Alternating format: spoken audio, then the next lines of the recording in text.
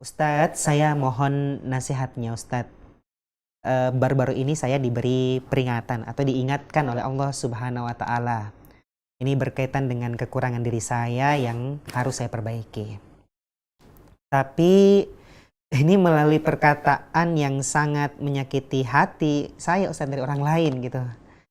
Nah, tolong beri saya nasihat Ustadz agar saya tidak marah kepada cara Allah mengajarkan saya. Karena saya takut ini bisa merusak akidah saya Ustadz.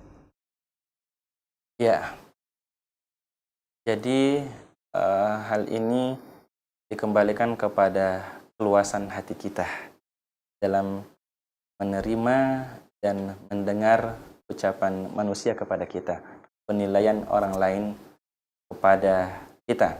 Dan di antara ciri orang yang bertakwa itu selain bisa memaafkan selain kita memaafkan kesalahan orang lain, maka kita juga bisa mudah meminta maaf dan kita juga mudah memaafkan orang lain. Ya. Kita lihat dalam sebuah kisah disebutkan di dalam Al-Quran dalam surat An-Nur ketika Abu Bakar radhiyallahu anhu, putrinya yang merupakan istri Nabi sallallahu alaihi wasallam yaitu Aisyah radhiyallahu anha, dituduh berzina oleh orang-orang munafik. Orang-orang munafik menuduh Aisyah berzina karena Aisyah dalam satu peperangan ikut bersama Nabi sallallahu alaihi wasallam. Di perang tersebut ketika kembali dari perang, Aisyah radhiyallahu anha kehilangan kalungnya. Lalu kemudian pasukan berhenti untuk mencari kalung tersebut. Nah, unta yang dinaiki oleh Aisyah radhiyallahu anha ini dikawal oleh beberapa pasukan.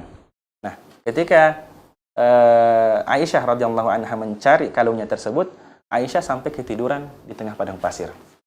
Lalu kemudian karena saking ringannya Aisyah ini, karena beliau kecil, para pengawal yang mengawal unta Aisyah tersebut mengira Aisyah sudah berada di atas unta, sehingga pasukan ini berjalan menuju kota Madinah.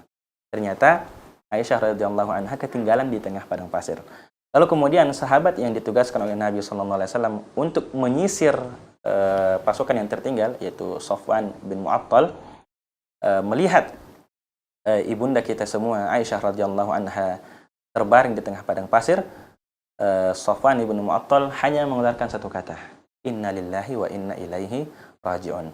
Lalu tidak mengucapkan kata apapun selain itu. Lalu mempersilahkan kepada Aisyah untuk naik di atas untanya Safwan bin Mu'attal, lalu kemudian kembali ke kota Madinah. Nah, ketika melihat ini, jalan berduaan, orang-orang munafik yang memang membenci Islam, membenci Rasulullah SAW, itu menyebarkan berita bohong bahwa Aisyah telah berzina. Dan wahyu tidak turun selama 1 bulan. Aisyah sedih luar biasa. Nah, poin dari kisah ini bahwa ada seorang sahabat Nabi SAW, Mistah bin Utsatsah radhiyallahu anhu, sahabat Nabi SAW yang miskin, lalu kemudian dia sering diberikan infak oleh Abu Bakar radhiyallahu anhu, infak rutin untuk ditanggung kehidupannya. Lalu kemudian Mistah bin Utsatsah ini ikut terjerumus ke dalam dosa tersebut, yaitu ikut membicarakan dan menyebarkan berita bohong tersebut sebelum tabayyun. Lalu kemudian Abu Bakar berjanji untuk menyetop infak yang dia berikan kepada Mistah bin Utsatsah ini. Lalu kemudian ketika turun firman Allah Subhanahu wa Ta'ala yang bunyinya wala ya'tali ulul fadli minkum was-sa'ati ay yu'tu ulil qurba ala tuhibbuna ay yaghfirallahu lakum fa'fu wasfahu ala tuhibbuna ay yaghfirallahu lakum. Dan janganlah orang-orang yang memiliki kelebihan harta di antara kalian untuk menahan infaknya dari orang-orang atau kepada orang-orang pada kerabat dan orang-orang miskin.